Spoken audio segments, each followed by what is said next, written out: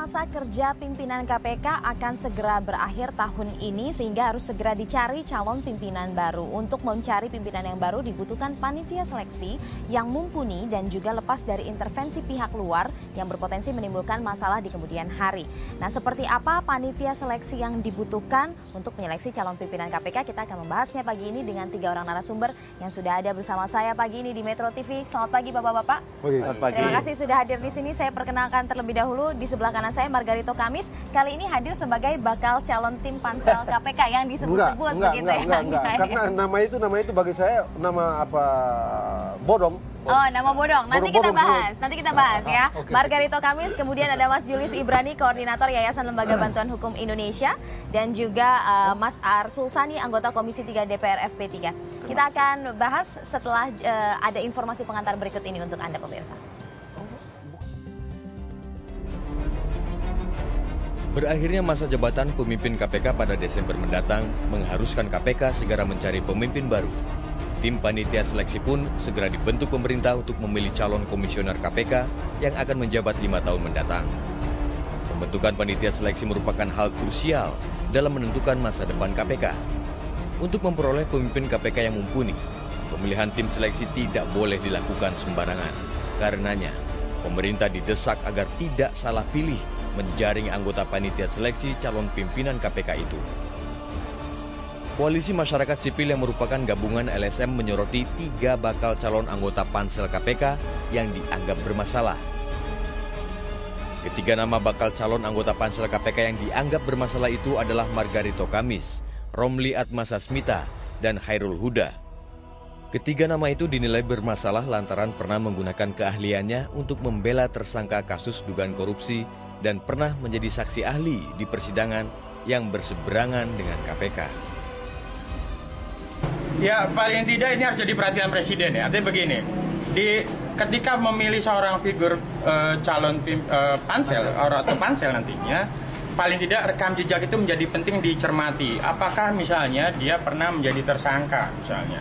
Apakah dia juga saksi ahli, pernah menjadi saksi ahli. Nah, itu yang harus juga diperhatikan karena jelas salah satu kriteria yang kita juga dorong adalah memiliki reputasi yang baik. Ada nggak misalnya dari sejumlah nama tersebut yang dianggap itu berseberangan dengan KPK, dianggap justru tidak memberikan kontribusi yang positif buat institusi KPK. Ketika kita sudah sampaikan nama-nama atau rekam jejak yang bersangkutan, kemudian Jokowi juga masih bandel gitu ya, paling tidak itu catatan kita bahwa dia tidak mendengarkan aspirasi publik. Selain itu, kriminalisasi terhadap pimpinan KPK dan sejumlah pegawainya yang terjadi saat ini menjadi pelajaran berharga agar panitia seleksi lebih berhati-hati dan memilih calon yang benar-benar berkualitas. Karena hasil kerja KPK bergantung kepada tim pansel yang akan dipilih. Jadi harus ada menseleksi pansel gitu loh. Jangan panselnya itu karena kedekatan dengan penguasa, kedekatan dengan politisi, dan kedekatan dengan media. Saat ini pemerintah tengah menggodok sejumlah bakal calon anggota pansel KPK. Karena dalam waktu dekat, Presiden Joko Widodo akan menerbitkan Kepres tentang pembentukan panitia seleksi calon pimpinan KPK yang akan memilih 8 orang calon yang akan diserahkan ke Komisi 3 DPR RI. Baik pemirsa, langsung saja saya bahas. Saya ingin bertanya ke Mas Julius terlebih dahulu. Ada beberapa nama yang disebut tapi 3 nama yang disoroti. Sebenarnya nama-nama ini dapat bocoran dari mana Koalisi Masyarakat Sipil ini? Ya, pertama kita punya sekretariat untuk pengaduan masyarakat ya. Kita mendapatkan 12 nama ini dari masyarakat. Berlatar belakangnya macam-macam, ada praktisi, akademisi, dan yang lain. Dan tentunya bukan hanya 3 nama yang kita soroti, tetapi keseluruhan nama harus kita soroti. Tapi yang paling penting lagi dalam menyoroti nama-nama tersebut ada kriteria-kriteria.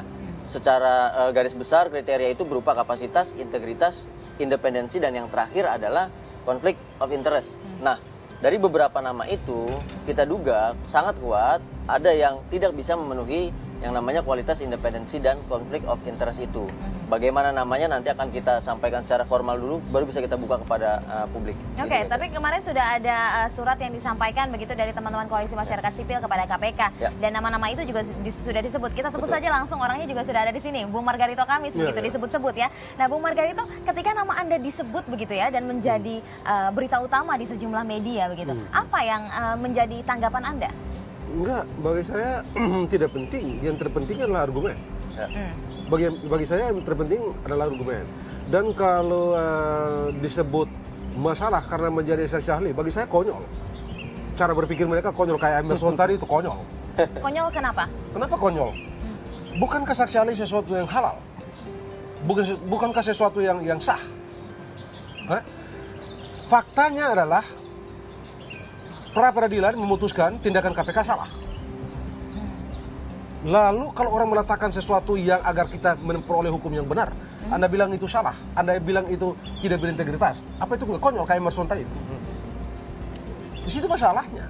Hukum kita memungkinkan orang menjadi saksi ahli. Halal untuk menguji. Kita memberikan begini loh hukumnya menurut perspektif kita. Silakan dinilai oleh hakim. Lalu itu salah. Anda menjadi negara otoriter. Apalagi misalnya dalam yang kemarin, dalam soal penetapan tersangka. Ya, penetapan tersangka itu mengubah status orang. Oleh hukum, penetapan tersangka mesti didukung dengan bukti yang cukup.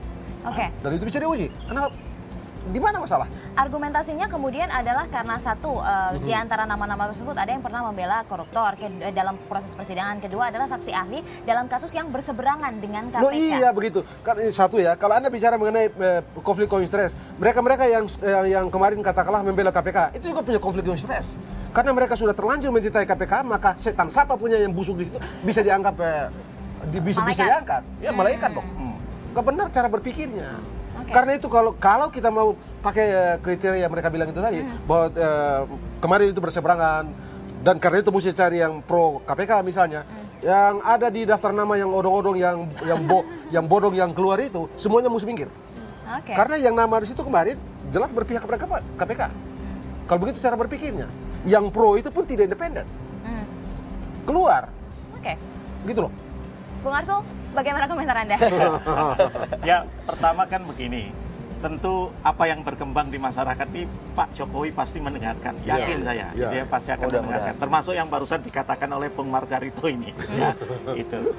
Nah, yang kedua yang harus kita pahami juga, ya, pansel ini akan merupakan sebuah tim, dan dalam tim itu ada kolegialitas, ya. Jadi katakanlah ada 1-2 yang dalam tanda kutip dipertanyakan integritasnya atau suportivitasnya terhadap KPK, itu tidak berarti kemudian output dari pansel itu pasti jelek. Itu kita juga jangan buru-buru seperti itu. Saya malah lebih tertarik untuk, karena ini memang domainnya pemerintah ya, sebagai DPR saya malah lebih tertarik untuk menyampaikan masukan kepada pemerintah, dalam hal ini Presiden, agar pansel ini jangan terlalu didominasi cuma oleh ahli hukum saja.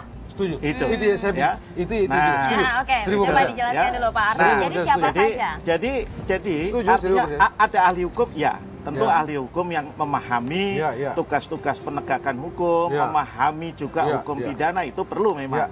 Tetapi perlu juga orang yang berlatar belakang manajemen. Karena ketika seseorang nanti dia akan memilih dan orang itu terpilih sebagai komisioner KPK, dia juga seorang manajer yang memimpin sekitar 1.100-an lah ya orang di KPK. Ya. Yang kedua juga menurut saya perlu ada seorang psikolog, paling tidak seorang. Kenapa? Karena seorang pimpinan KPK, dia katakanlah kalau ex-LSM aktivis, dia bukan lagi aktivis, dia akan menjadi seorang pejabat negara. Seorang pejabat negara itu memerlukan kematangan bersikap, ya, bertindak dan kemudian juga berbicara, ya. Kalau ketegasannya ya, tetapi ketegasan itu kan tidak selalu kemudian sinonim, ya, dengan katakanlah gampang mengumbar pernyataan, ya, gampang kemudian katakanlah mengumumkan. Selalu kritik saya mengumumkan seorang tersangka dalam sebuah konferensi pers sambil tertawa-tawa gitu kan, sambil membuka daftar, itu menurut saya hal-hal yang begitu itu kurang pas. kurang pas sebagai seorang pejabat negara di bidang penegakan hukum. Umumkan dengan tegas, ya seperti standar yang ada di mana-mana lah. Di Amerika, di Inggris, di Australia, orang mengumumkan formal, selesai, tanya jawabnya nanti setelah proses penyidikan itu berkembang, itu boleh diinformasikan kepada masyarakat. Itu saya kira yang jauh lebih penting ketimbang kita menyoroti si A, si B, pantas apa tidak menjadi anggota pansel. Jadi 12 nama yang tadi sudah disebut oleh koalisi masyarakat sipil begitu ya diantaranya, dan juga 3 disoroti itu berasal dari masyarakat ya, bukan bocoran dari Mensesnek misalnya, karena kan yang sedang mengumpulkan saat ini Mensesnek gitu ya. Ini masukan dari masyarakat. Kita akan bahas nanti, kita harus jeda terlebih dahulu. Kita akan bahas lalu kemudian apa tanggapan lagi dari Bung Margarito jika kemudian nama ini disebut bodong, tapi kalau kemudian namanya ada atau tidak, berminat atau tidak masuk jadi pansel. Kita akan bahas, tapi setelah jeda berikut ini tetaplah bersama kami.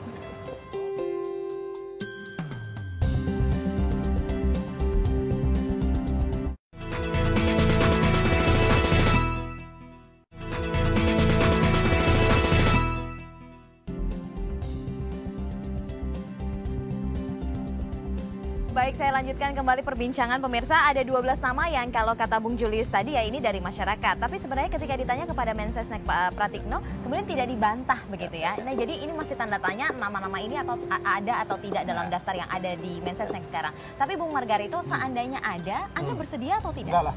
Kenapa? Cara berpikirnya udah salah kalau nama itu yang muncul gitu ya. Satu. Yang kedua, kalau kita buka rekor, seleksi juga kita mendapatkan kenyataan yang berbeda. Kenyataan yang tidak seperti kita bayangkan dengan seleksi itu. Berapa banyak orang KPK yang tersangka? Berapa banyak masalah yang muncul di KPK? Toh itu muncul di tengah manusia-manusia yang diperoleh dengan cara seleksi. Baik seleksi teknis di level presiden maupun seleksi politik di beliau sana. DPR. Jadi apa yang bisa diandalkan dari situ? Kita bisa mendapatkan orang yang hebat dengan cara menunjuk.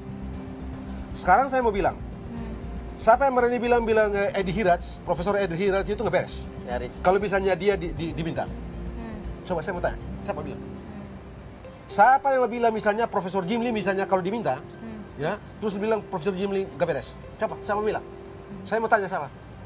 Jadi ini cuma bikin supaya banyak kerjaan juga, supaya gua negara keluar, yaitu ada yang melakukan tracking, ada yang ini dan tapi begini Bung Margarito, tunggu.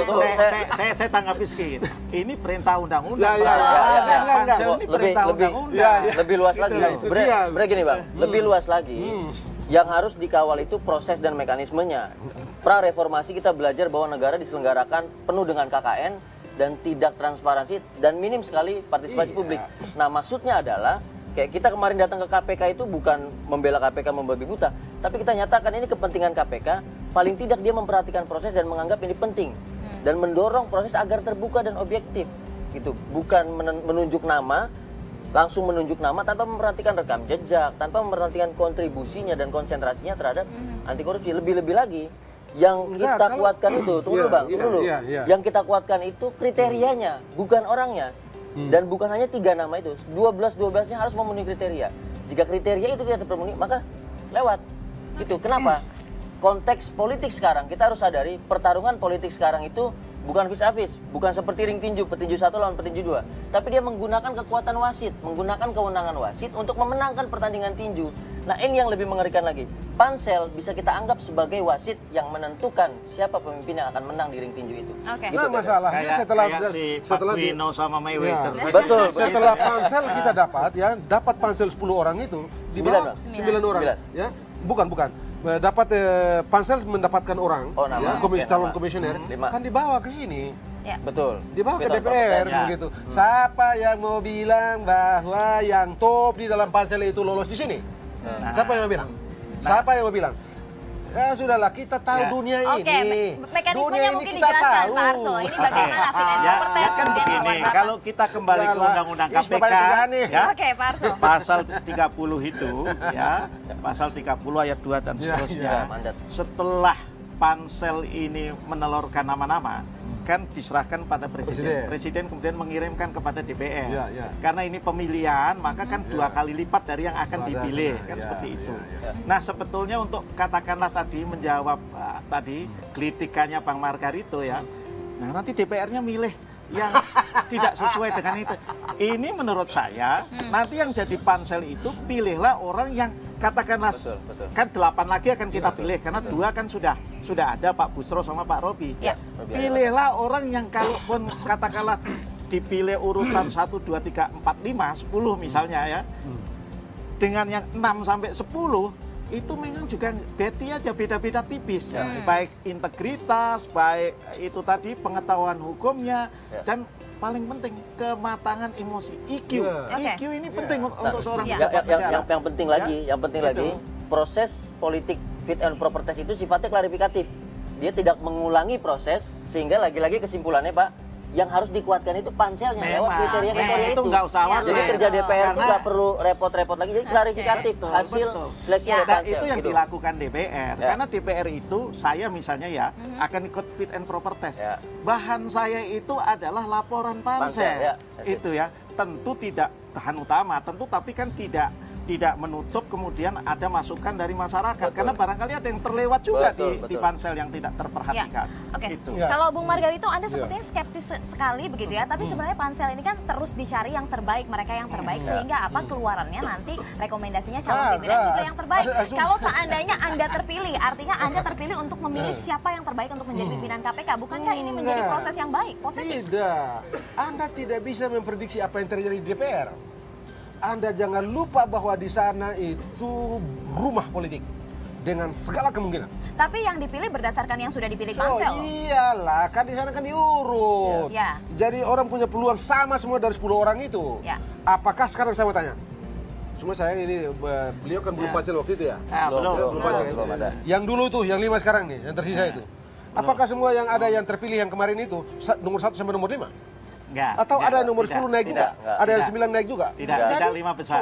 Tidak. Jadi itu tadi, Bung Margarito. Makanya pansel ini harus ketika memilih 8 lagi, itu yang beti-beti.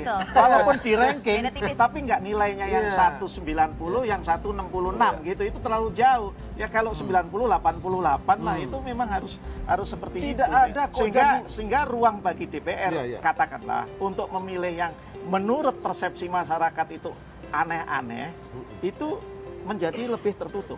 Itu saya kira. Tidak ada jaminan sama sekali bahwa di pansel itu tidak bisa diatur-atur. Enggak lah. Tidak bisa diatur-atur. Ya, tidak bisa diatur-atur. Yang ini lolos. Ya iya. Ini urusan politik. Anda tahu nggak? Ini ahli hukum dan ahli politik bukan di Republik ini gitu ya. Yang namanya independensi yang disebut-sebut di independensi pengadilan, kemandirian pengadilan, kita ambil sebagai analog gitu ya, utopia. Oke, di dalam kenyataannya tidak. Anda penuh dengan pesimisme dan juga skeptis. Tidak. Saya ingin menanyakan komentar Bang Julius. Buka saja buku-buku gitu. Gantian dulu. Bagaimana supaya Anda optimis, masyarakat juga optimis? Pengalaman nyata ada, presiden ada. Ketika Jokowi menunjuk pansel untuk komisi kejaksaan, satu, yang kedua pansel untuk hakim MK. Proses dari pemilihan anggota panselnya kita pantau, kita beri masukan, terpilihlah orang-orang yang menurut kami layak daripada nama-nama yang lainnya. Ini dia, prosesnya kemudian terbuka, masyarakat sipil bisa memberikan masukan, mengawal prosesnya. Hasilnya, ya mudah-mudahan ke depannya baik dan menyingkirkan beberapa kelompok-kelompok yang berafiliasi politik dan justru punya kepentingan yang lain. Itu 2 presiden yang nyata. Jadi kalau dibilang utopis, ya cita-cita harus utopis. Jangan cita-cita realistis yang mentok pada yang sekarang, kepentingan politik. Kita nggak akan berkembang, nggak akan maju. Gitu kira-kira. Dulu ya, kita ambil, saya ikut dia nih. Waktu pansel cari hakim MK, yang terakhir ini. Yang 2. Yang masa Pak Jokowi ini kan. Saya bilang sama kawan kita di KY, Mas Imam, di satu stasiun, bos, siapa yang jadi ini? Dia bilang menurut ente, ini nama ini nih. Iya, gue juga itu. Dan jadi manusia itu. Gitu. Satu, dulu saya pansel juga. Artinya apa ini maksudnya? Nggak bisa diatur-atur. Siapa bilang tidak bisa diatur-atur? Negeri ini tidak bisa diatur. Bohong besar kalau tidak bisa diatur. Bohong besar. Tapi kan begini juga Bang Margarito, ketika disebut ini bakal jadi, karena memang faktualnya ini secara kriterianya terpenuhi. Betul. Waktu itu kita kalau, tapi saya tidak. Oke, kita begini. Gitu ya. Kita tidak, Bung Margarito. Sebentar. Jadi waktu itu saya bilang begini, pasti dia ini, Mas Imam Ansori gitu. Kenapa bisa begitu? Kan ini.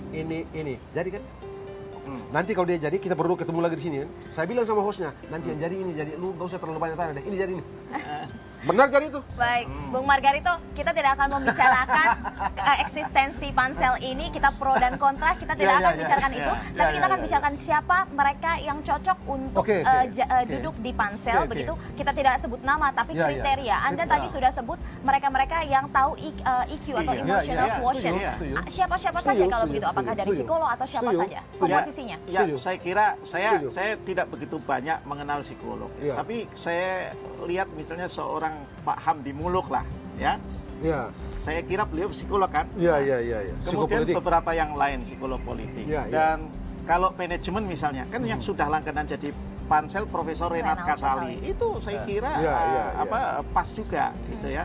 Jadi beliau tidak talk too much, tidak bicara terlalu banyak kepada publik, sebab kalau pansel supaya adil itu tadi, kalau yang satu itu dianggap tidak pro, tapi kalau yang terlalu pro kemudian juga bicara ke publik terlalu banyak, menurut saya ini juga akan kemudian mendatangkan juga ya semacam resistensi dari pihak yang lain, ya barangkali termasuk dari DPR. Ini pilihannya si A, si B, si C yang terlalu seperti ini. Nah jadi ya menurut saya yang jadi pansel pun juga bukan orang yang terlalu banyak bicara ke publik, apalagi ketika menjalankan itu biar teman-teman aliansi aja yang saya kasih tahu lebih luas lagi. Jauh sebelumnya kami sudah menetapkan kriteria yang lebih luas lagi. Tapi prosesnya harus pertama kali adalah identifikasi masalah lembaga KPK apa, kebutuhan KPK apa, baru kita menetapkan siapa pansel yang duduk di situ. Nah, pengalaman kita di pansel kejaksaan, kemudian MK, kita menetapkan problemnya dulu. Sehingga kita bukan lagi hanya bicara soal psikologi, kita bicara manajemen operasional, manajemen organisasi, manajemen pengambilan keputusan. Dan lebih lingkup lagi, harus ada, bahkan kita bilang Bang, ada ahli komunikasi. Tinggal minta dari KPK-nya. Komunikasi. Bapak-bapak, baik, kita akan bahas lagi, namun saya harus jeda terlebih dahulu. Pemirsa tetaplah bersama kami akan melanjutkan setelah jeda berikut. Bincang Pagi akan kembali.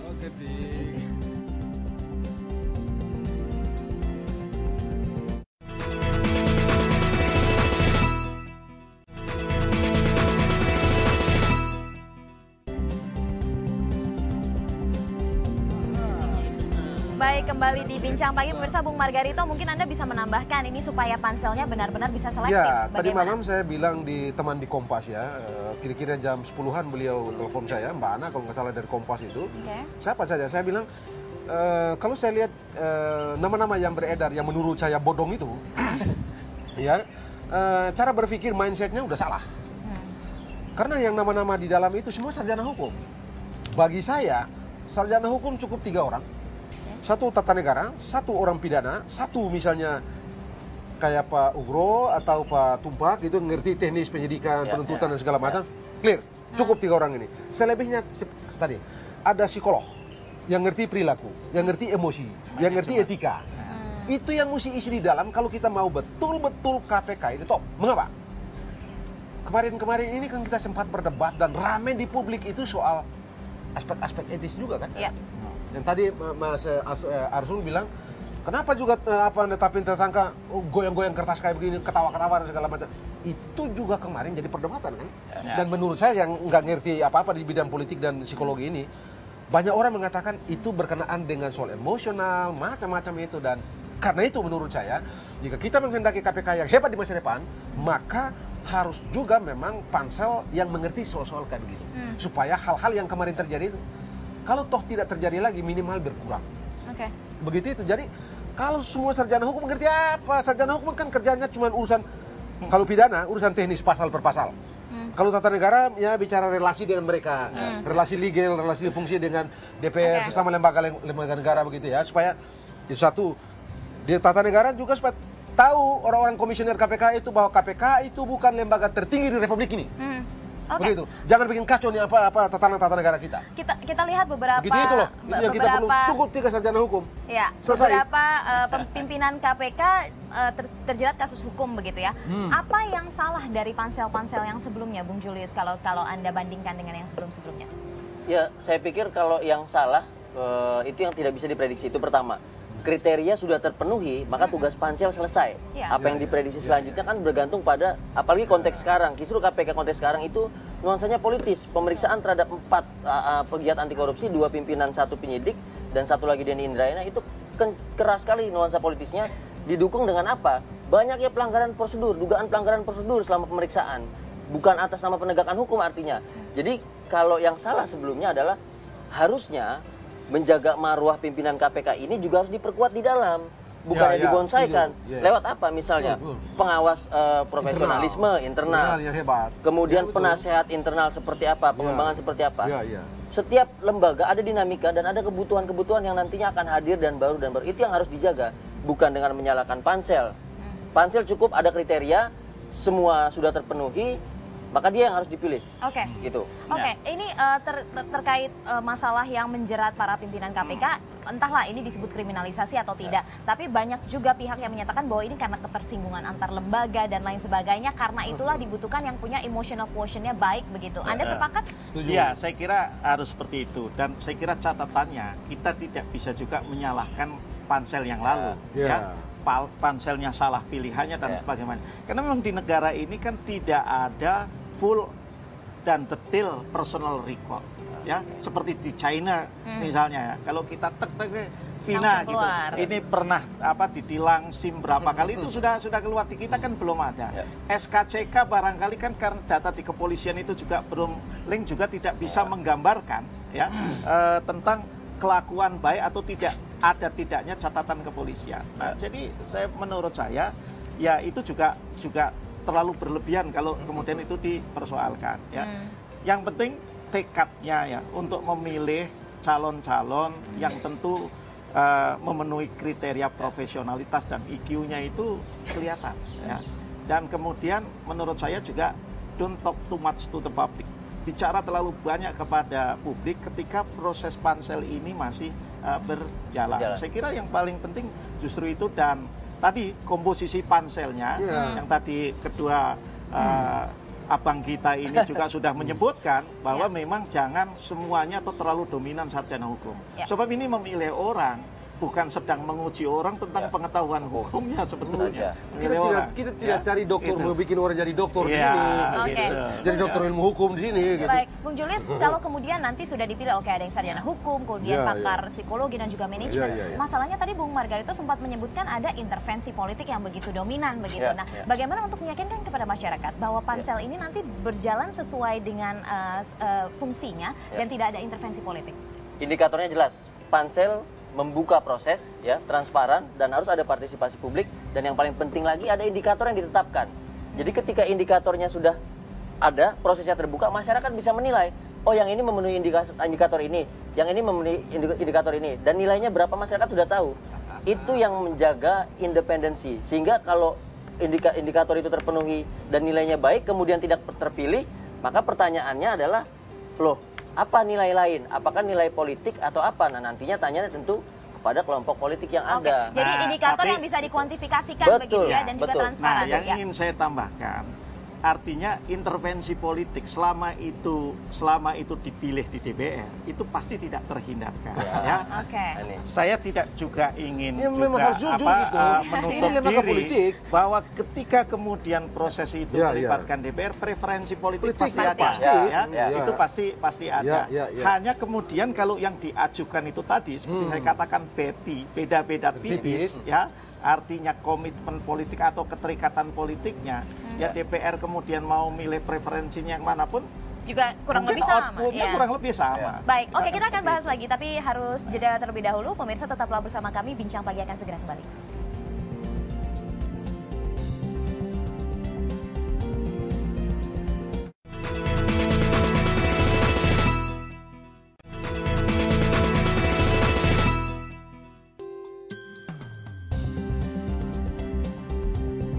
Kembali di Bincang Pagi, pemirsa, saya ingin ke Bung Arsul terlebih dahulu. Bung Arsul, Anda melihat bahwa ada wacana melibatkan PPATK dan juga KPK untuk bahkan memilih panitia seleksi. Anda melihat ini adalah salah satu cara yang paling jitu untuk memilih siapa yang terbaik untuk menjadi pansel?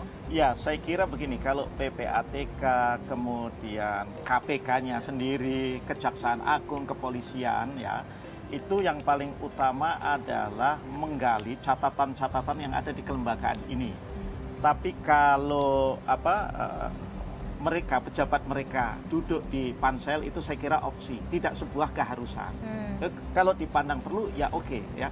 Tetapi tentu bukan karena mereka mewakili, katakanlah PPATK itu karena mewakili lembaga, tapi karena si pejabat itu memang memenuhi kriteria untuk menjadi seorang anggota pansel. Saya kira yang paling penting itu ya. Tetapi bahwa catatan-catatan yang ada di lembaga ini harus digali sedalam-dalamnya, itu ya, itu sebuah keharusan. Ya. Kalau soal orangnya, ya apakah memenuhi kriteria atau tidak, seperti yang disampaikan teman-teman, itulah yang saya kira harus menjadi pertimbangan Pak Jokowi. Oke, ya. Bung Julius, sekarang di bawah Mensesnek, bukan di Kemenkumham lagi, apakah ini berbeda artinya? Iya, sangat berbeda, sangat berbeda. Tentunya dengan latar belakang Menteri Hukum dan HAM yang juga berasal dari kelompok politik. Kami melihat di Mensesnek, di dua proses pansel sebelumnya itu sangat terbuka dan lebih mudah masyarakat untuk menjangkau proses itu, sehingga perubahan ini harus dianggap sebagai sebuah kemajuan yang mana lebih mengedepankan kepentingan masyarakat, partisipasi publik dan transparansi daripada kepentingan politik. Kita bisa lihat produk apa yang dihasilkan Menteri Hukum dan HAM selain sibuk mengurusi parpol dan yang lainnya. Oke, Gitu. baik. Bung Margarito, walaupun Anda tadi sempat skeptis dan juga pesimistis begitu ya terhadap pansel KPK, apa mungkin catatan yang perlu digarisbawahi pansel KPK kemudian? Sarjana hukum cukup 3. Ya. Satu ahli tata negara, satu ahli pidana, dan satu yang mengerti teknis. Ya, orang teknis. Selebihnya saya senafas dengan beliau. Cari orang yang ngerti perilaku, cari orang yang ngerti etika, cari orang yang ngerti manajemen, pengelolaan. Itu yang kita perlukan. Itu yang pertama ya dari dan jangan mimpi tidak ada intervensi. Tidak boleh tutup mimpi tidak ada intervensi. Kalau ada kuantifikasi terus kemudian tidak intuisi. Kemudian juga ada transparansi. Alamak, ini dunia mana yang tidak bisa diatur? Ini Amerika Serikat, dewanya, biangnya intervensi, biangnya demokrasi intervensif. Jadi lupakan yang dibilang tidak ada intervensi, lupakan yang bilang lupakan semua itu. Tapi Polri tetap bisa mengawasi, Bung Margarito. Jelas dong, kalau itu jelas lah. Bukan, yang saya bilang, lupakan itu tadi semua. Yang intervensi, tidak ada intervensi, tidak ada, lupakan itu, kuburkan itu. Nah, salah satu indikator yang kita sampaikan adalah yang duduk di pansel itu harus jauh dari afiliasi politik. Itu salah satu indikator yang kuat untuk paling tidak intervensi. Paling tidak itu bisa melimitasi kepentingan politik untuk masuk dalam pansel. Itu paling tidak. Baik, kita catatan bersama ya. Yang kemarin pansel MK itu, kita sudah bilang dari awal begitu pansel terbentuk dan orang ini manusia ini akan jadi hakim MK. Mengapa begitu? Karena bla bla bla bla. Mas Imam Ansori, nanti kita ketemu lagi pas dia ini ya. Yes. Baik, ini catatan bersama. Publik, mari kita sama-sama mengawasi bagaimana nanti pemilihan siapa saja pansel yang terpilih, kemudian bagaimana kerja dari pansel itu nanti akan kita harapkan ada kuantifikasinya, indikator yang bisa dikuantifikasi dan juga transparan. Bung Margarito tetapnya tidak mau ya? Tidak mau. Selamat dulu, Bang. Ini bukan salaman dulu. Ini bukan soal apa? Bukan. Anda tidak menjadi terhormat karena jadi pansel. Anda tidak akan jabat tangan dengan Rasulullah karena menjadi pansel. Tapi paling tidak berpartisipasi lah untuk kalau memperbaiki. partai kan dulu di sini loh kita kritik. Ini partisipasi juga ya. Baik, kita apresiasi. Terima kasih Bapak-bapak sudah mewarnai bincang pagi hari ini.